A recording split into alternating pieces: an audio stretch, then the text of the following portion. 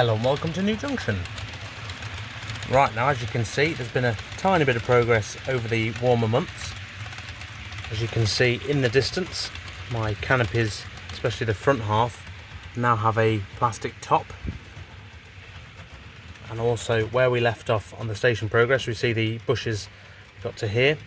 I've now extended the fence all the way to the edge of the baseboard here.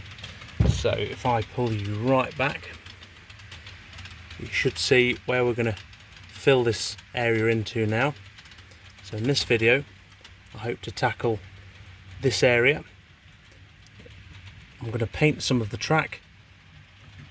I'm also going to show you a bit closer what I've done to the canopy over the summer. Right, hopefully enjoy.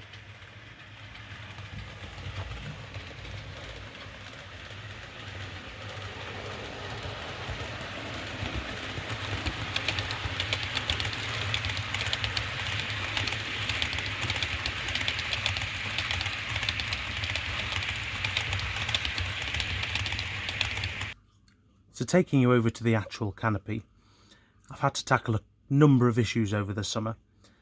Not only actually fitting it very slowly, as you may have seen previously, I can only fit one piece of plastic per evening, and that's if it plays ball. If it doesn't glue, I then have to do it again, and it takes a whole nother day, which is why progress has been rather slow. Another issue is this loft has been extremely warm over the summer, which is expected.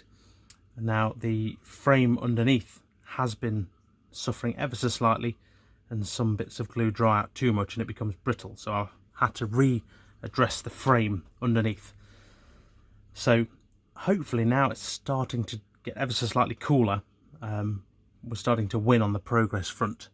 I think you can see just on your screens, just here, there's a beam at the end there I've just noticed has fallen down, and that will need re-gluing this evening.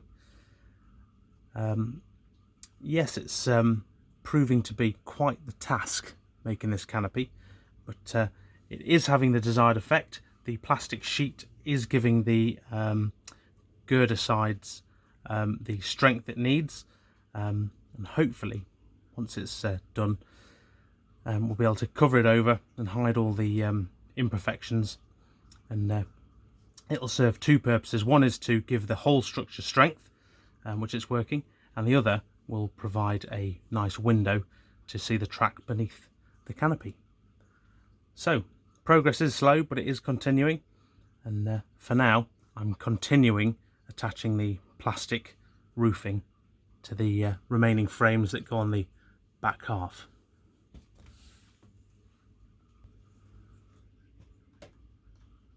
So looking down the station end, as you can see, we originally got to here with the scenics on the track side of the fence. I've since continued to the edge of the baseboard with the fence, and this is the area we're now going to fill in. So we really are filling in the gap with the scenery. With this part here, I think what I'll decide to do is make a road. I did learn from my mistakes on the other side of the layout is not to have too big a scenery in front, because you block off the trains, and ultimately I want to see the trains. So I'm going to have some very low level scenery here, but for now I'm going to fill this in with a bit of ballast. So for this scene, as you'd imagine, I'm going to use my Hatton's ballast again for the edges. I've got some modern ballast and some medium grey ballast, which I'm going to mix together this time just to try and add a bit of a difference in the colour. And of course I'm literally pouring neat PVA down on the baseboard using a trusty coffee stirrer. I'm going to spread it in and just sprinkle it on, and that should dry quite nicely. Again, I wouldn't do that for track, of course, if you're ballasting properly. This is just for sort of a ground scatter. Gets it done nice and quickly.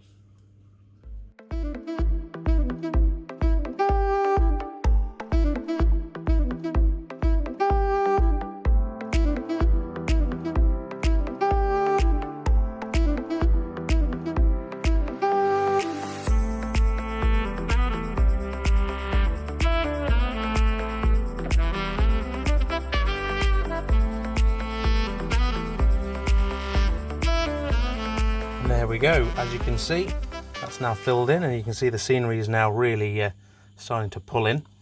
I'm still not going to reveal where this branch is going to go and what it's going to be for. However, I have done the side here just so I can finish off the bush row, which is going to continue the same as before, the same as over there. As you can see, there, that's now going to come over here. So once this ballast is dry, I'll paint that with the brown paint, and then start with the bushes. So time to let that dry. The next phase, while we're waiting for the ballast to dry, is to paint the track. So I'm going to now ring a fellow YouTuber and good friend of mine for some advice, because I know this person will have some top tips for me that I can use on the layout. So if you will bear with me, I'll give him a quick call, and I'll be sure to share with you the tips. Endless knowledge.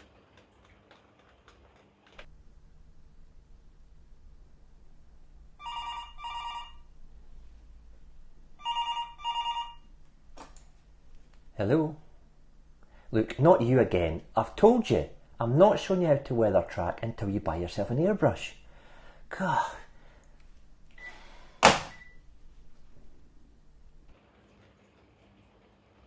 Oh.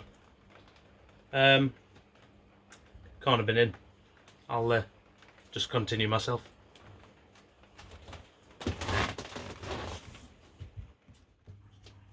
So, as you've probably seen before, I've already given my main lines a bit of a light wash.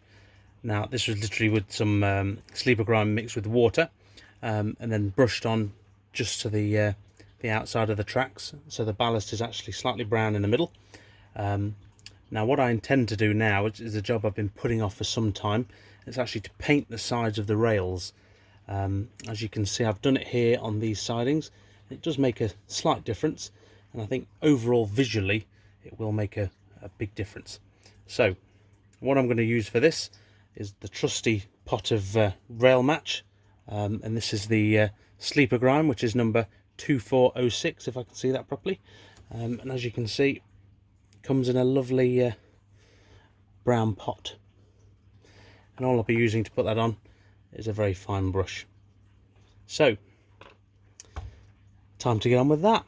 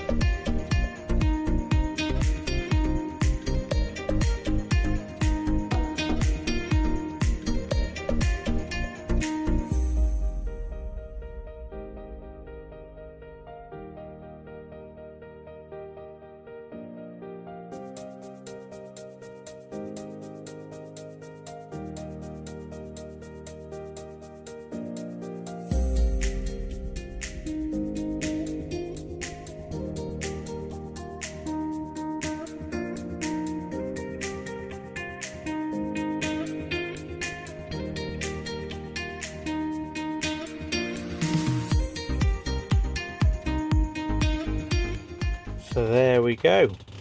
The track is now as good as painted.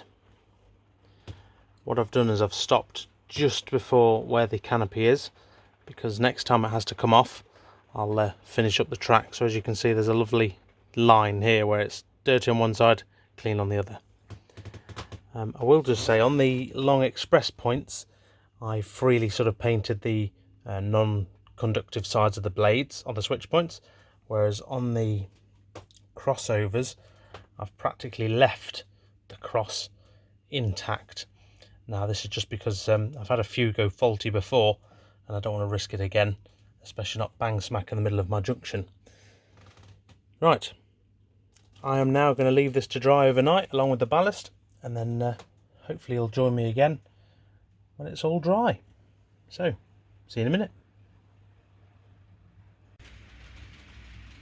And there we are, it's now the next day, and I'm in the process of cleaning the tops of the rails with my trusty track rubber. As you can see, I've got one line running, so the magenta class 66 is running again, the pink number 1. Also, as you can see as that goes past, I've extended the hedgerow, so I've come all the way down. I'm almost level with the pilot sidings now. So in terms of where I'm up to, you can see the fence on the bottom right here. Oh, I can find where I am. The fence comes off the yard here, off the board I should say, ready for the siding, which will go into that space.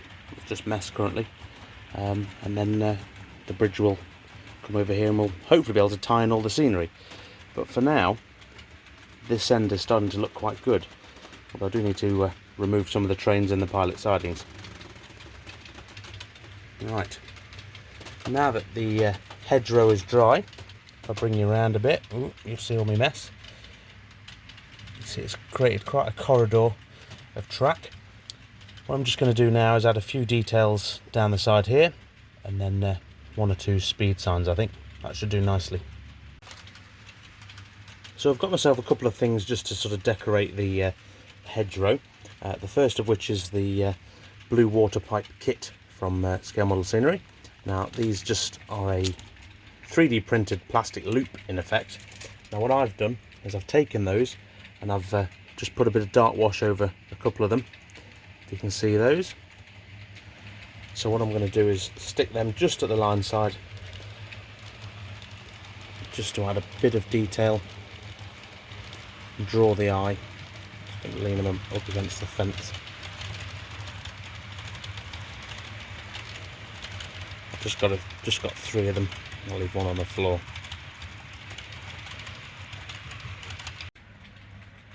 There we go, a bit of a better view for you. Now next on the agenda, I've got some railway speed signs. As you can see, these are just gluing, so if I zoom you out, they come in a Scale Model Scenery printout, and some of the holes are pre-cut. Annoyingly for me, the smaller miles per hour signs at the top row haven't actually been pre-cut out, so you can see the bulk of them are cut out, whereas the top row is missing, annoyingly. But we shall persevere. I've got some gluing now, so I'm going to see if they're ready to stick in, and I'll just cut the posts and then we'll stick them on the layout and see how they look. And there we go. As you can see, a couple of the speed signs now in position. I'm now going to glue and cut some more down and spread them around the layout.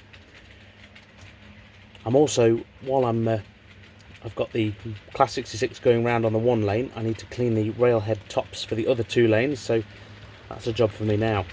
But I'm going to end the video here, so thank you very much for watching. Hopefully it's been of interest to someone, and I'll catch you soon, and I'll see you in the next one. Take care, guys.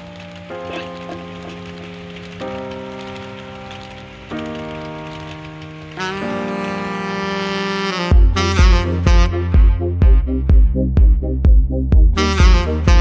We'll